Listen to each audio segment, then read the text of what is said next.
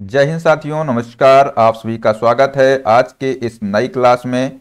साथियों, हम लोग पढ़ रहे थे टॉपिक वाइज रेलवे में पूछे गए जो मोस्ट इम्पॉर्टेंट प्रश्न हैं, तो हम लोग जो है उनको पढ़ रहे थे।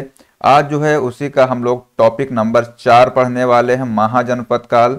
इसके पहले साथियों हम लोगों ने जो है 3 टॉपिक पढ़ लिए हैं और उसकी जो है प्रॉपर प्लेलिस्ट बनी हुई है। जिसने भी उनको नहीं देखा है तो वहाँ से जा करके ज़रूर देख लीजिएगा। तो आप लोग जो है इस वीडियो क्लास को जो है शुरू से लास्ट तक जरूर देखिएगा, जिससे कि आप सभी को ये जो क्वेश्चंस हैं ये आपको अच्छी तरीके से तैयार हो जाएं और जो है आप लोगों को जो एग्जाम में करने में आसानी होगी। ठीक है, तो आइए साथियों शुरू करते हैं। पहला क्वेश्चन है, उससे पहले कि अगर आप लोग इस चैनल पर नए हैं तो चैनल को सब्सक्राइब कर लीजिएगा और जो बेल आइकन है उसको प्रेस कर लीजिएगा, जिससे कि आपको आने वाले वीडियो का नोटिफिकेशन मिलता रहेगा। और जिसने भी लाइक नहीं किया है तो उसको पहले लाइक कर लीजिए। ठीक है, तो आइए दोस्तों शुरू करते हैं। पहला क्वेश्चन है यहाँ पर कि निम्नलिखित विकल्पों में से गलत जोड़ी का चयन करें। तो आपके ऑप्शन हैं चंद्रगुप्त, मौर्य साम्राज्य, ये साम्राज्य हैं, और बिम्बिसार गुप्त, राजा चोल, कनिष्क कुषाण। तो बताइए इसका जो गलत जोड़ी है, जो गलत मिलान है, इसका बताइए इसका राइट आंसर क्या हो जाएगा।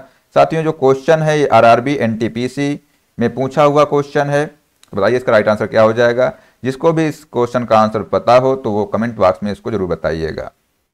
साथियों, इसका राइट आंसर हो जाएगा ऑप्शन नंबर बी।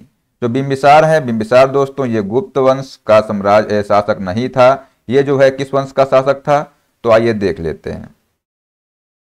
दोस्तों, जो बिम्बिसार था इसने जो है 544 ईस्वी पूर्व में मगध पर हर्यक वंश की स्थापना की थी। साथियों, आप लोगों को यहाँ से समझ में आ गया होगा कि जो बिम्बिसार था वो किस वंश का शासक था, तो हर्यक वंश का शासक था।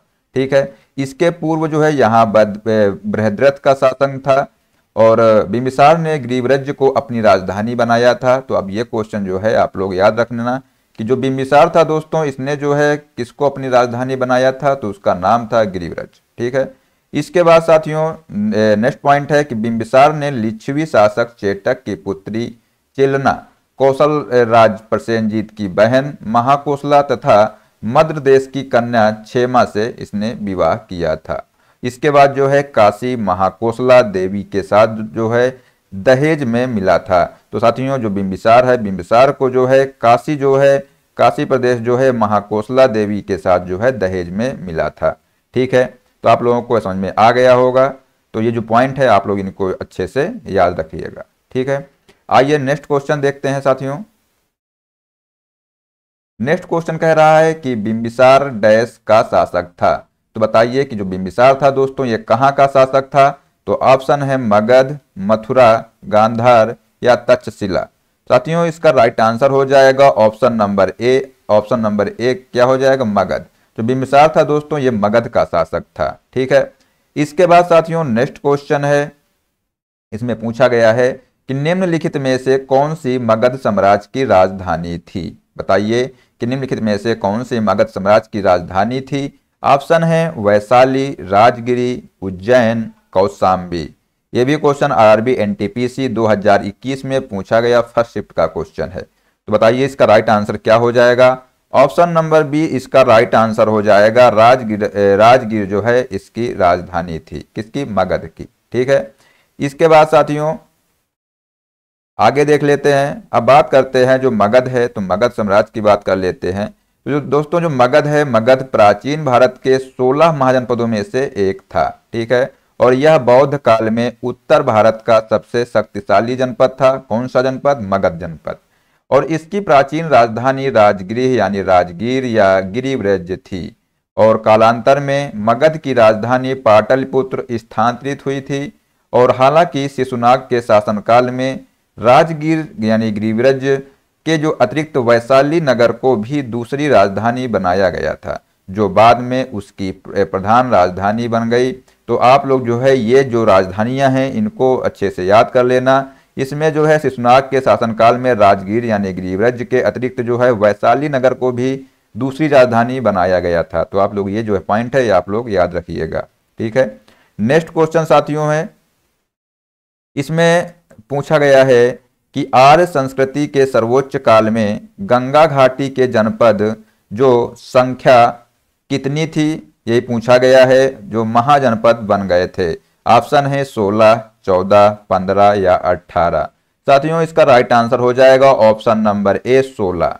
कितने महाजनपद थे? तो दोस्तों 16 महाजनपद थे। ठीक है, आइए बात करते हैं जनपदों की। जो ये जनपद थे महाजनपद, तो दोस्तों 6ठी शताब्दी ईस्वी पूर्व में 16 महाजनपदों का उदय हुआ और ये 16 महाजनपद पूर्व में जो है आर्य संस्कृति के सर्वोच्च काल में गंगा घाटी के 16 जनपद थे। ठीक है, और इन 16 महाजनपदों का उल्लेख बौद्ध ग्रंथ है, इसके जो अंगुत्तर निकाय और तथा जैन ग्रंथ के भगवती सूत्र से मिलता है। साथियों ये जो पॉइंट है ये मोस्ट इंपोर्टेंट पॉइंट है, इसको आप लोग याद रखना कि जो 16 महाजनपदों का उल्लेख कहाँ पर मिलता है।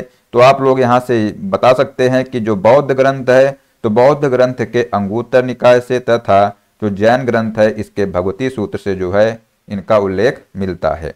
ठीक है, इसके बाद इन 16 महाजनपदों के में जो है मगध, इसकी राजधानी गिरिव्रज थी, वत्स, कौशाम्बी, कौशल, श्रावस्ती और अवंती, उज्जैन सर्वाधिक प्रसिद्ध थे। तो आप लोग ये जो महाजनपद हैं तो आप लोग इनको भी याद रखिएगा। ठीक है, इसके बाद साथियों प्राचीन भारत में राज्य या प्रशासनिक इकाइयों को महाजनपद कहा जाता था, तो ये भी याद रखना।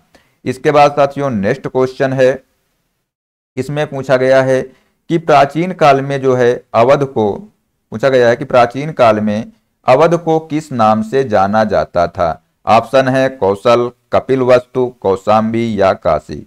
साथियों इसका राइट आंसर हो जाएगा ऑप्शन नंबर ए, इसका सही आंसर हो जाएगा कौशल। तो आइए बात करते हैं कौशल की, तो यहां से देख लेते हैं।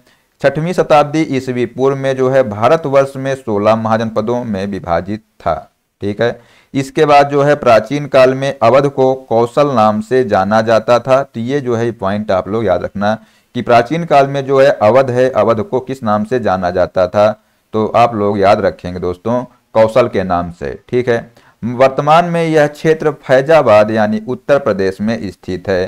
तो ये पॉइंट आप लोग याद रखेंगे कि जो वर्तमान में जो है ये क्षेत्र कहाँ पर स्थित है, तो आप लोग याद रखेंगे दोस्तों कि फैजाबाद यानी उत्तर प्रदेश में जो है स्थित है। ठीक है, तो साथियों बस आज के लिए इतना ही। महाजनपद से साथियों रेलवे में जो है इतने ही क्वेश्चन पूछे गए थे अभी तक, तो आप लोग जो है ये याद कर लेना। ठीक है, अब जो साथियों मिलते हैं नेक्स्ट वीडियो में, जिसमें से हम लोग पढ़ने वाले हैं जैन धर्म। ठीक है, तो इसमें हम लोग पढ़ेंगे जैन धर्म। तो साथियों आप लोग को आशा करते हैं कि ये सारे क्वेश्चन समझ में आ गए होंगे, और ये जरूर बताइएगा कमेंट बॉक्स में कि आप लोगों के कितने क्वेश्चन सही हुए हैं। ठीक है, अब मिलते हैं नेक्स्ट वीडियो में, तब तक के लिए जय हिंद, जय भारत।